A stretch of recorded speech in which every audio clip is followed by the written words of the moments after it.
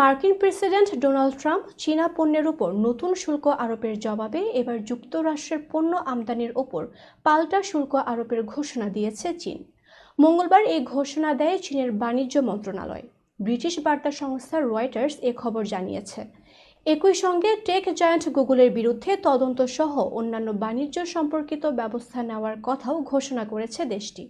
চীনের অর্থ মন্ত্রণালয় ঘোষণা দেয় তারা মার্কিন কয়লা ও তরলীকৃত প্রাকৃতিক গ্যাসের ওপর 15% এবং অপরিশোধিত তেল, কৃষি যন্ত্রপাতি ও কিছু গাড়ির ওপর 10% শুল্ক আরোপ করবে। এই শুল্ক 10 ফেব্রুয়ারি থেকে কার্যকর হবে। কানাডা, চীন ও মেক্সিকো যুক্তরাষ্ট্রের বড় তিনটি বাণিজ্যিক অংশীদার। গত শনিবার কানাডা, মেক্সিকো ও চীনা পণ্যে শুল্ক আরোপের আদেশ দেন ট্রাম্প।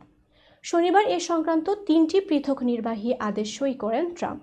তবে চীনের বিরুদ্ধে সিদ্ধান্তটি কার্যকর হলেও মেক্সিকো ও কানাডার পণ্যে শুল্ক আরোপ 1 মাসের জন্য স্থগিত করেছেন ট্রাম্প। প্রতিবেশী এই দেশ দুটি অবৈধ অভিবাসী ও মাদক পাচার ঠেকাতে সীমান্ত এলাকায় কঠোর ব্যবস্থা নেওয়ার বিষয়ে যুক্তরাষ্ট্রের সঙ্গে সমঝোতায় আসার পর ট্রাম্প এই সিদ্ধান্ত নেয়।